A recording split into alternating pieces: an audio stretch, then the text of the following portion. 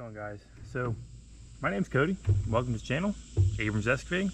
We fix all sorts of old stuff, do a little bit of digging here and there, and you know, just mess around with all sorts of heavy equipment. Today we got a little bit something different.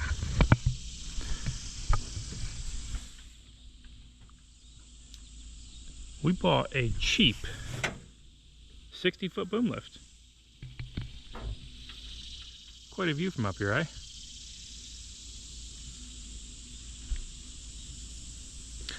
Well, anyway, let's get down to the ground and take a better look at this thing. So here she is in all her glory. This is a JLG 60S straight boom 4-wheel drive diesel boom lift.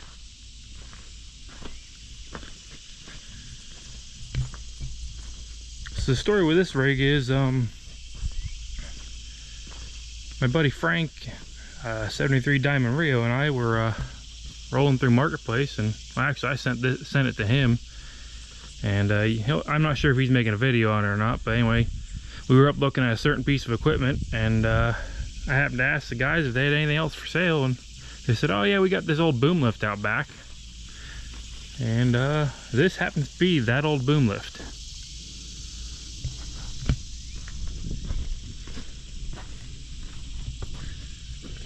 It's got about 6,000 hours on it. 4 like new 3/4 or better tires, and I believe they're foam filled with something, because they don't have valve stems on them. They got plugs in them. It is a straight boom. The basket does articulate, and obviously you can adjust your angle.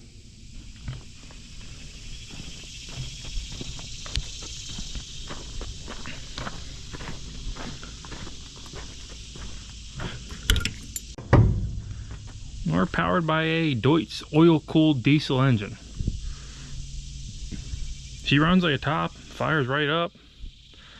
I can't find anything wrong with the engine side of it. It's pretty minimal as far as hydraulic leaks go, which that's kind of a plus too.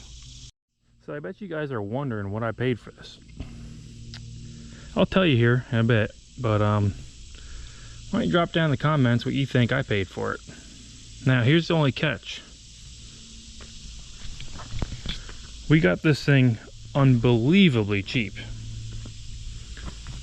because the people we bought it from, this plastic hose carrier chain, well, it wadded all up and it broke some stuff, but fortunately for us, it did not break any wires or hurt any hoses. So that being said, you can't really extend and retract right now. I guess when it happened to them, they were about 50 feet up in the air, and the hose carrier wadded, cracked, bang, boom, a bunch of pieces fell to the ground, and here's the pieces that I could salvage from it. And mind you, I have been using this thing a little bit, because you know, it's what you do. If you got a piece of equipment and you gotta use it, you use it. So yeah, we gotta fix that hose carrier, and she'll be fully operational. I'm gonna get this fiberglass cover off, which I'm gonna get some gloves for, because this stuff is starting to degrade in the UV light and sun.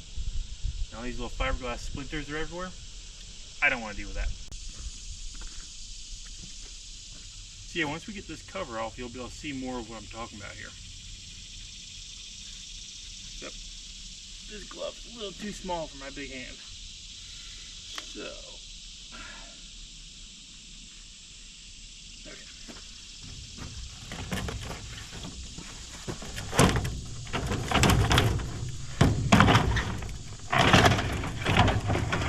Get under the groove.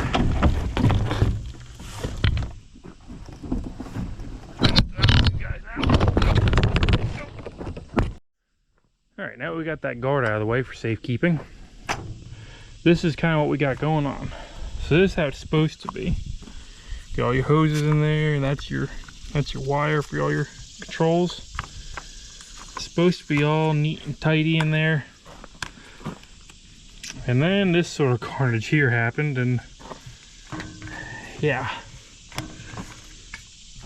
I stuffed that block of wood in there to try and keep more carnage from happening. But yeah, basically you just got this whole mess of wires that are supposed to be tucked neatly in that chain there. So there's supposed to be 83 of these links. I think I needed like 22 of them. I ordered 25 or 26 links, because I do have some good ones there yet. So I guess first priority here, we're going to be changing all them links out, or adding all them links in there.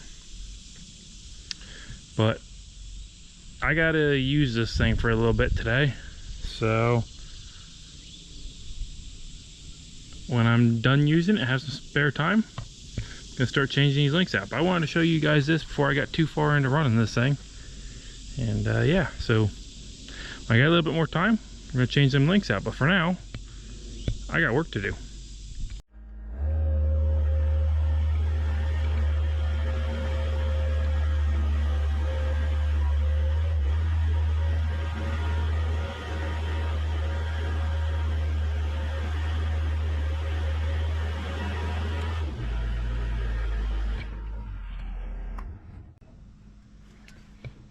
Well, I might as well clean this basket out, because we're gonna have to do that regardless. Make sure those are all good links, put them with my new links I got, and yeah, then we'll be back to change all this stuff when I got a little bit more time.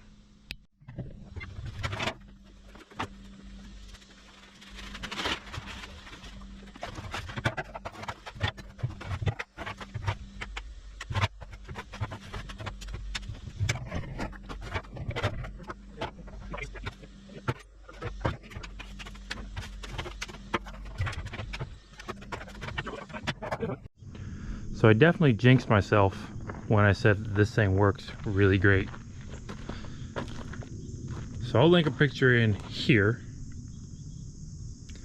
But we use this to put up a tent structure for our, well, I guess you could say wedding reception. And we were hanging lights when we shut it off and wanted to go do something else, come back, and it wouldn't do anything but drive forward and backwards, and that's it. It wouldn't steer, it wouldn't lift, wouldn't turn, wouldn't nothing.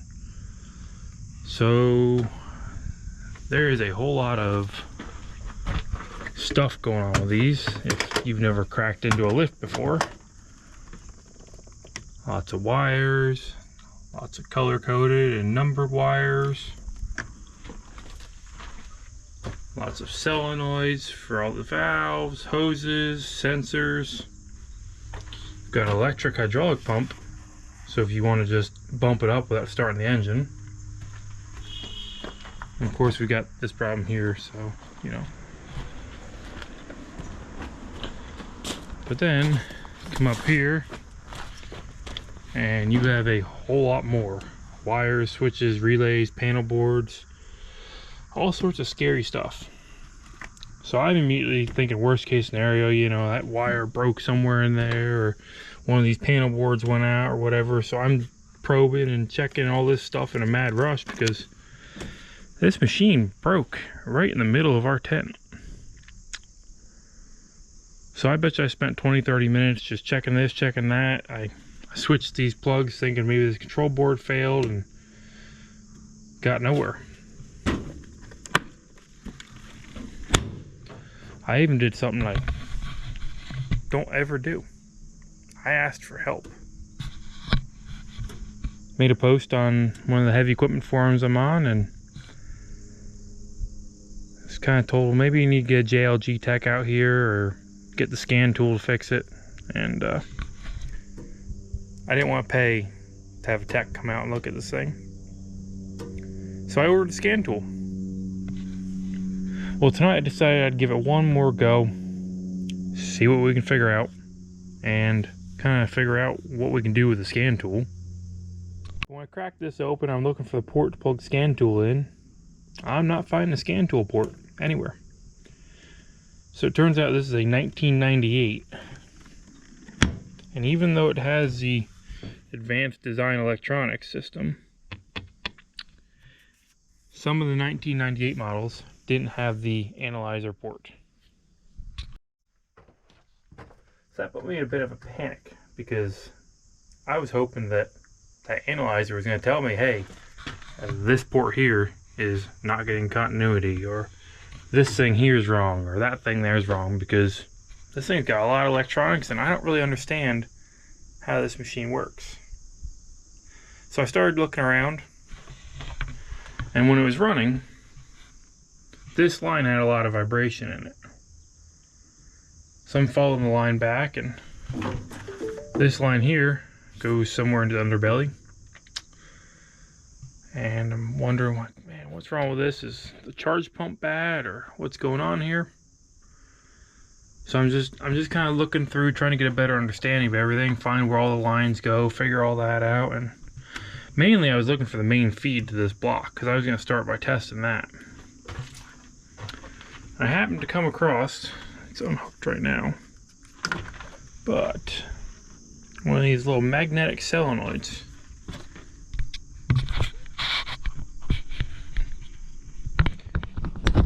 That little magnetic solenoid goes up in here.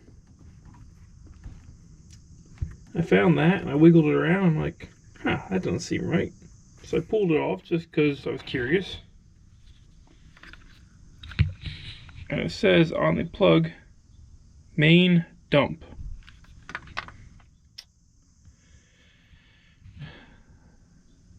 Now, that would explain our exact issue we're having here. It seems like it's building no pressure to any of these lines. So I forgot to mention, I drug it around with the excavator, but when you were actually driving, the steering would work. Like if you held the steering control, you can get the wheels to kind of follow you along. And that kind of led me to believe there's no pressure in the system, but the valve's still operating. So that all kind of makes sense here, because this main dump valve, this little coil here, isn't really working properly. So I'll show you what happens when the bad coil's in there. All right, so we got the bad coil back in there. Fire it up here. So you can hit any switch here. It'll rev up. Nothing happens. Any switch, doesn't matter which one.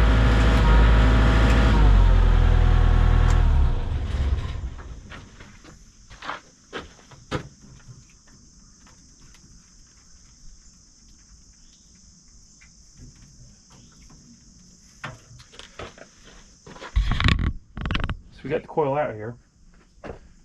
Turn the ignition on. Now these are just a magnet, so when you have a screwdriver in there, you should be able to hit any of these, and it should hold that screwdriver there. I'm holding it with my finger, but it don't work. So now let's swap it out with the coil from the other side, which is a 2-speed coil.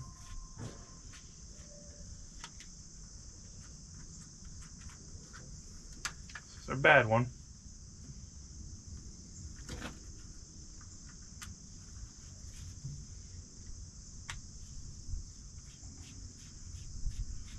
Now I did check power to this plug here. That was what I did first. So now, let's see if we can hang this up over like that. Maybe. Alright. So you see there? Got my thumb against it. We let go of the switch. It's a bad coil. Now let's put this coil in and see if it works. Alright, got the new coil installed. Let's see if this thing works.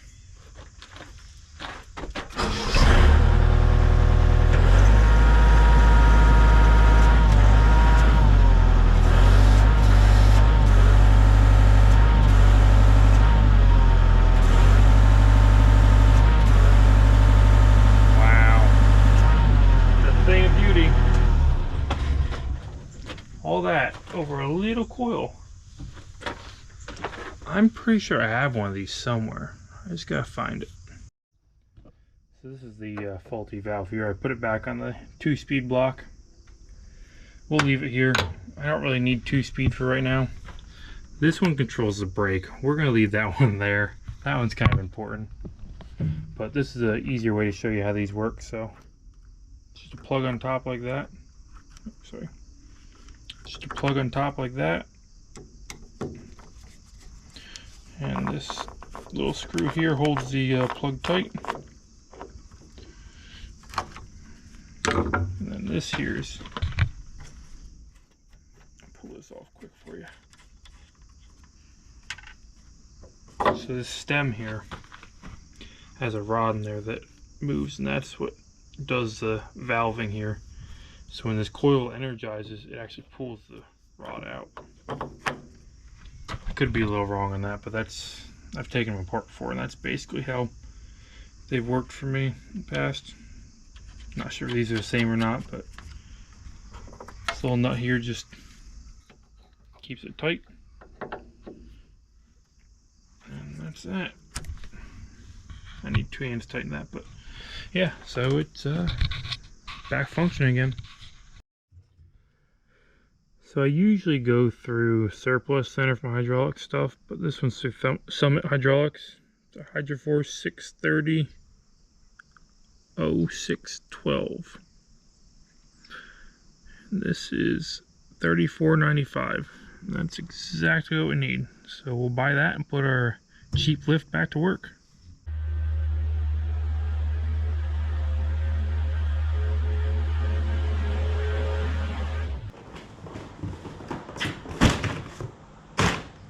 Well,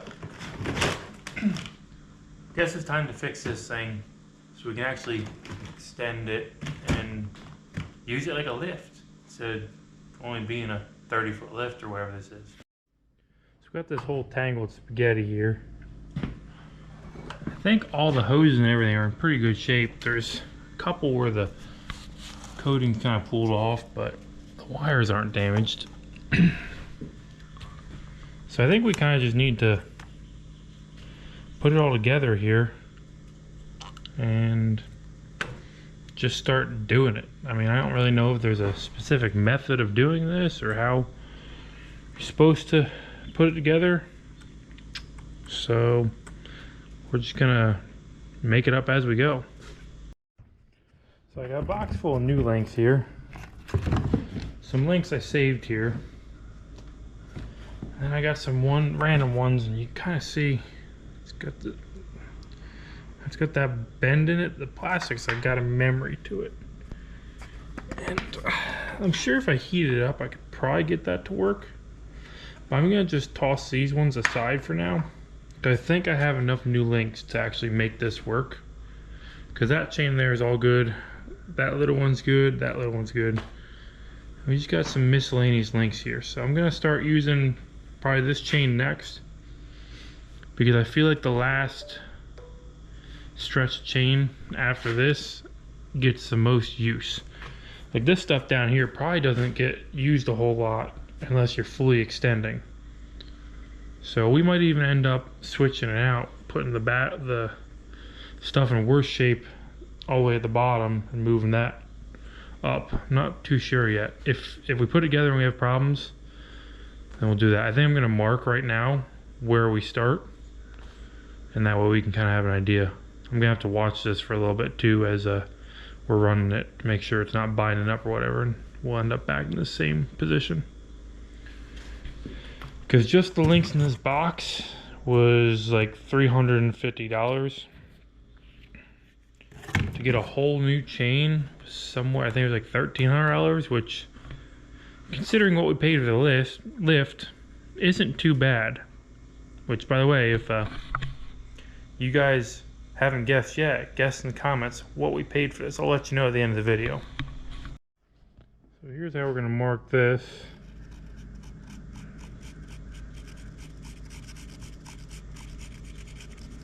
Just make that.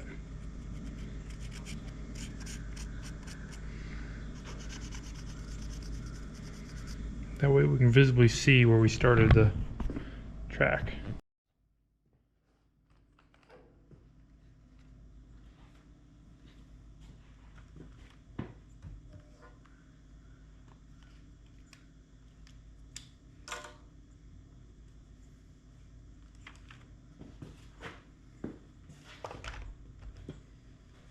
Make it kind of tricky.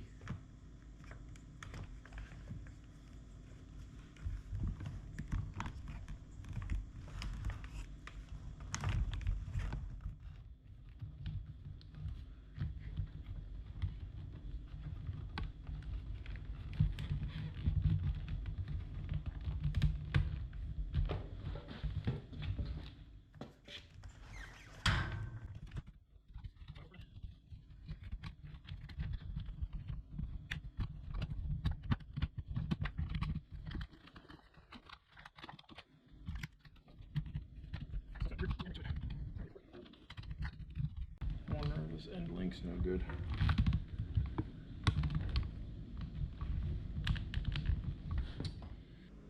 This turned out to be a little bit of a tedious process, so I'm going to throw you guys on a time lapse. And I'll check back with you if I have any remarkable discoveries.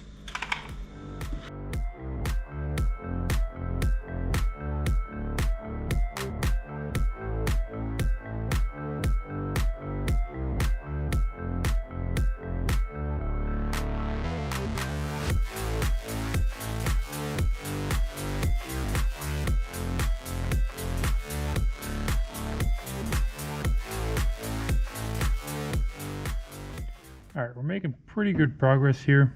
I don't know if you can see it on camera, but down about here, there's a little bit of a kink in it.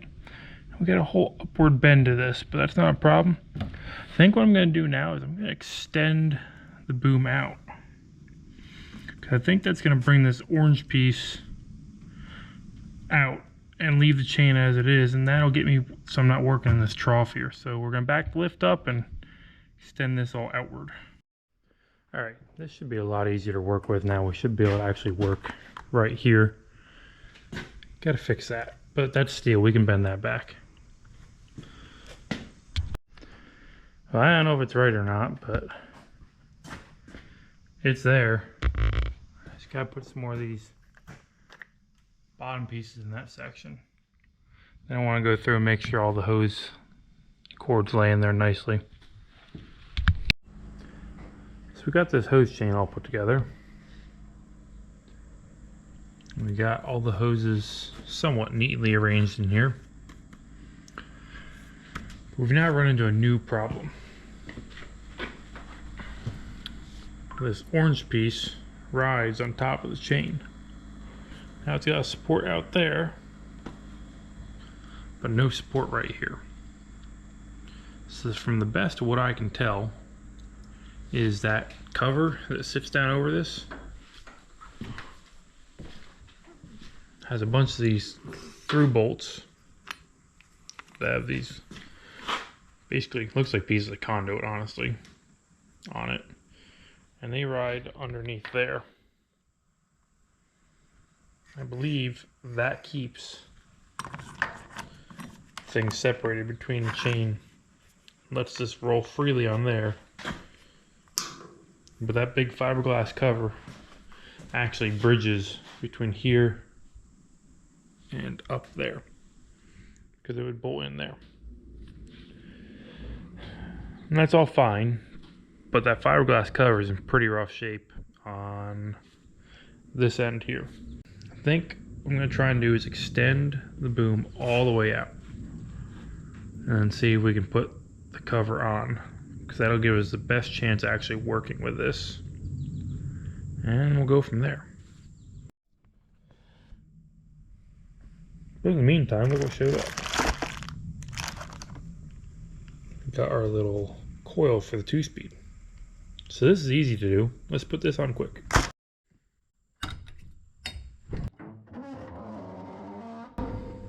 That is a horrible noise. Right, here's our culprit.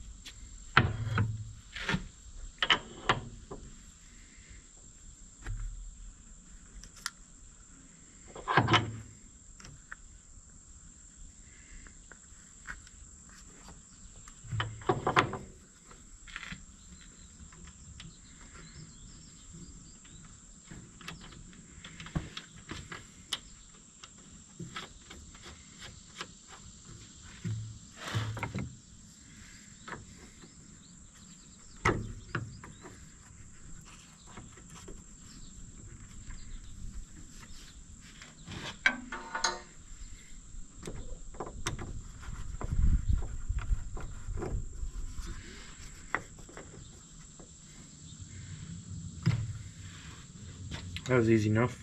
I'm gonna put you guys here. Let me know if any mass carnage happens.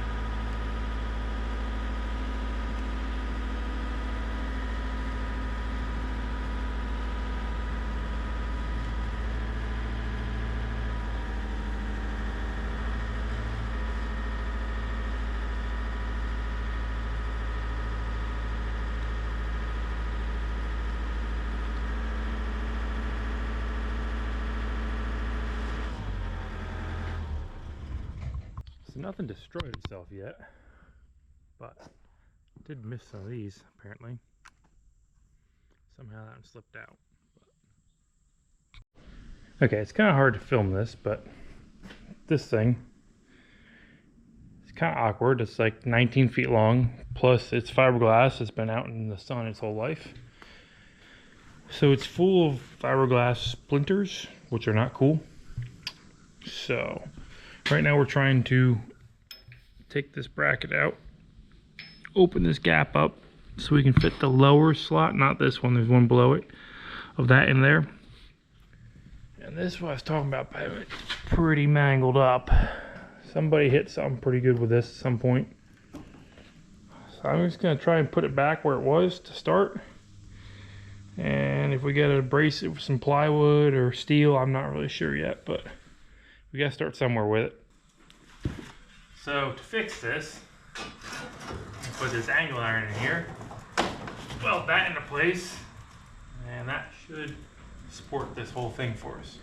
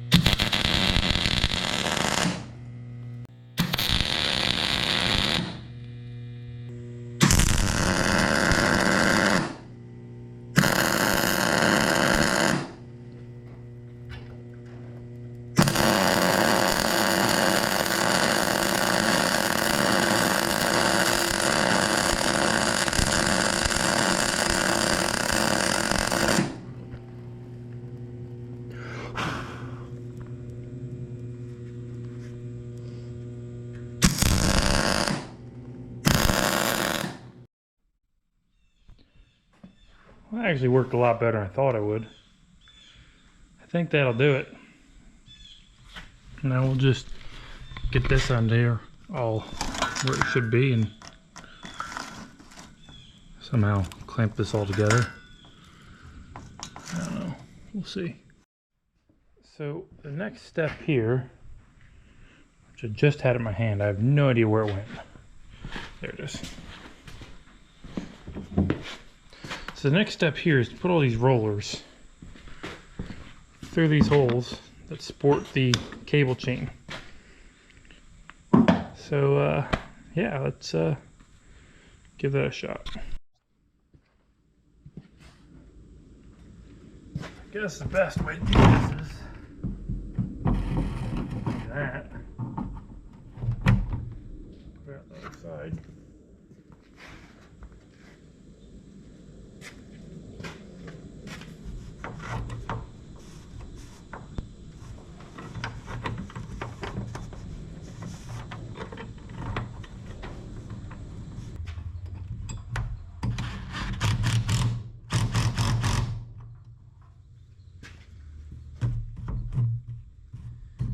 guess that's kind of that.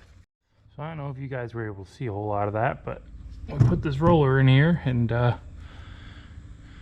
we got a couple more to put in, but basically this chain will ride on that. And there's one of them every, say, there's another one here. There's, I don't know, every 3 feet or so.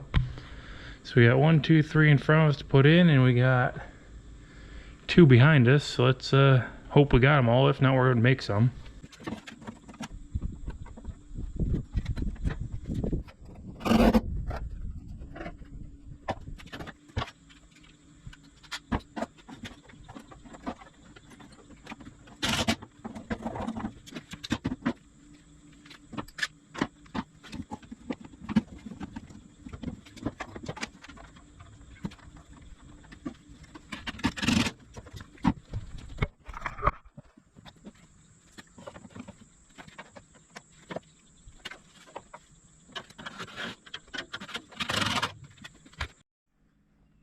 Okay, that's all of these rollers installed.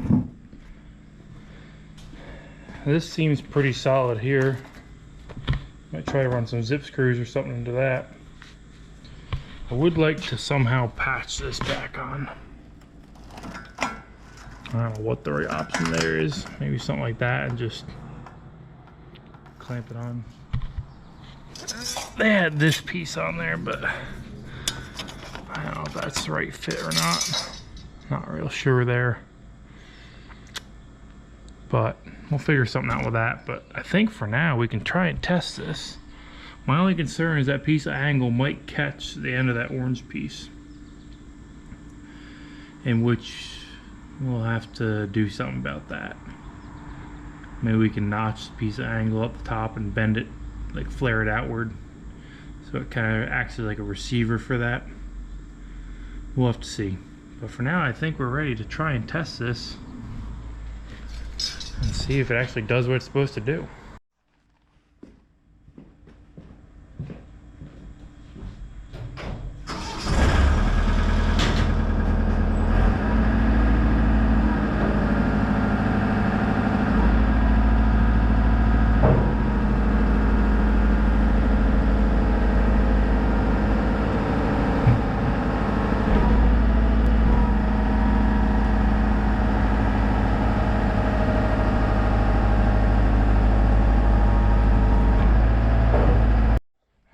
Looks like this just caught that there and jumped up. I think we're okay though. Well, there we have it, fully retracted. As far as I can tell, everything in there looks good. Can't really see a whole lot, but I think we're in good shape. Oh yeah, we get to check 2-speed too. You ready? Oh yeah, high gear.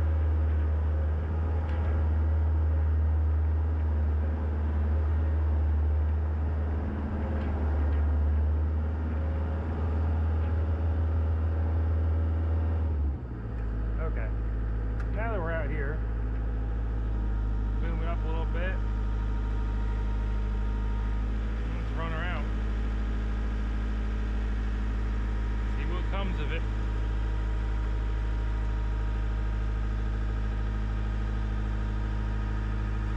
With this cover on, it kind of sucks. Like, I'm not going to be able to tell if anything's going wrong.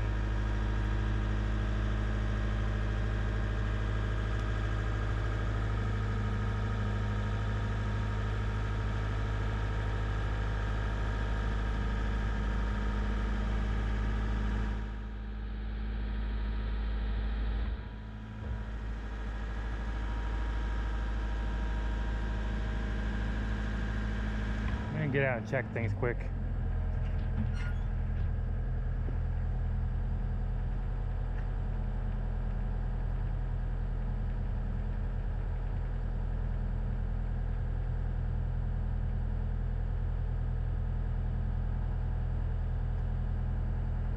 Still looks good.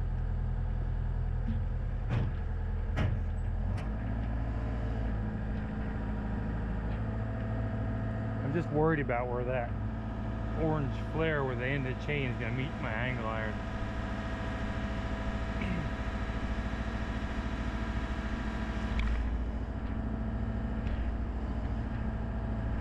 gotta be getting close to that now.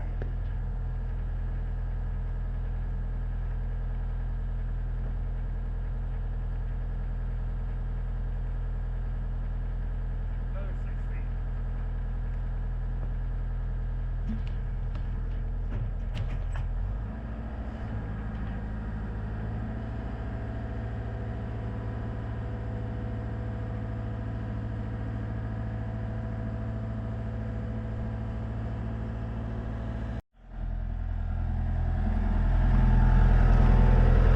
We're still about 2 feet away. So we got it boomed all the way out. And talk about that luck. An inch to spare. Chain looks all good, all the rollers look good. I think we can call this fixed. So there's only one thing left to do, and that's go all the way up. All 60 feet of it. Alright, going up. Safety. And up we go.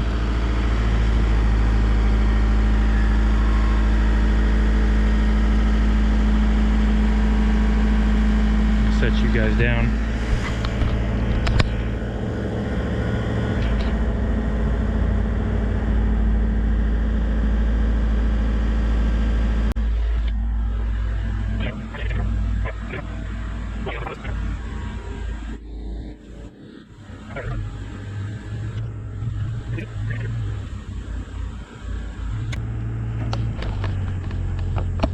And there we have it.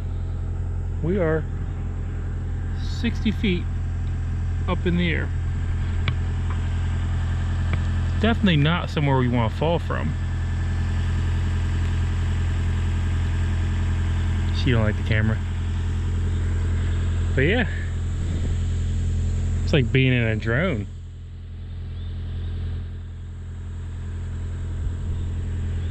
All right, time to go down.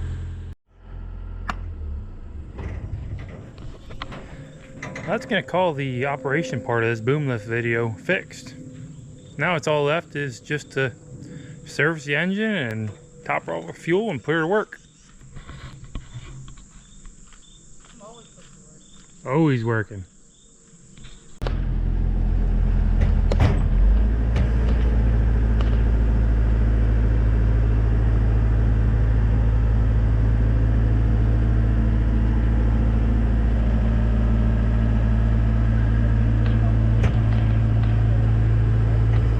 These panels off to get some better airflow into the barn for our party. Put them back up. Now, I did label these. Let's see if I'm smart enough to put them back the way I got them. Two. That's 2. That's 1. This must be number 3. So yeah, it's so I gotta pull these out. I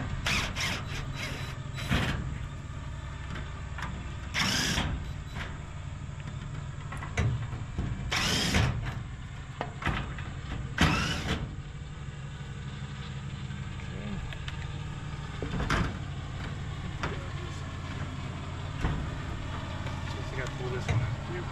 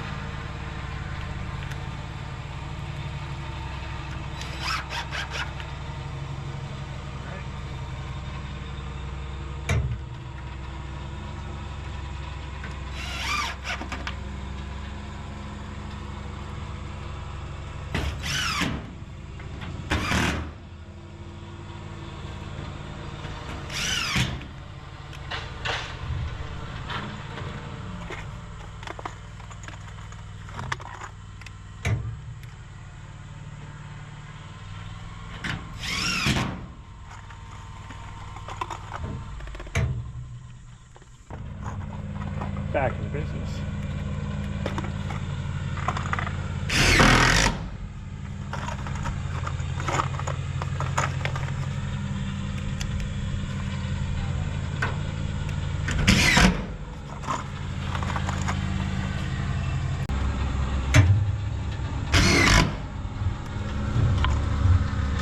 Alright, that'll do.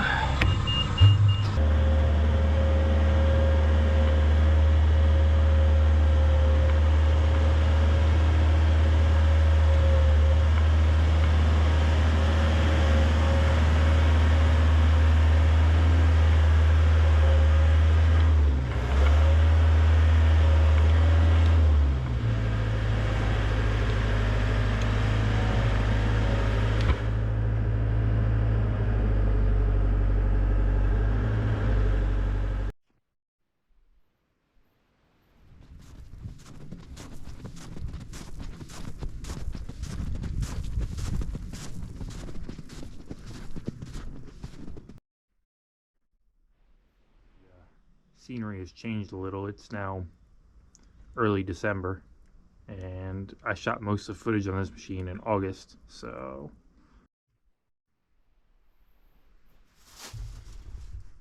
I was editing this video, and it occurred to me that I never really followed up on what the outcome of this boom lift was. So this thing's been working great. I've taken it on a couple jobs, doing a couple different things. If I think about it, I'll put some pictures in here. But I've got no complaints about this machine whatsoever. Always starts, everything works.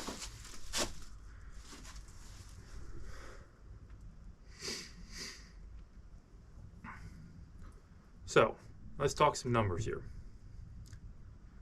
I paid $3,000 for this machine. Similar machines, $10,000, $15,000, $20,000. So I think we got quite a good deal. Now, some of the I guess safety features like the limit switches and whatnot, for like if you get in a bad situation, you'll self-alarm. I'm not sure they're working properly, but for the most part, I'm not doing anything wild here around the property. I've already had it boomed out 60 foot and had no issues over the side. Like it's all good. So, but yeah, so like I said, we got this thing really cheap.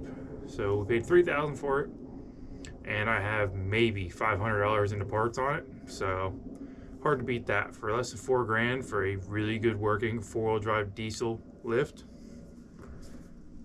So I hope you guys enjoyed the video, and I will catch you on the next one.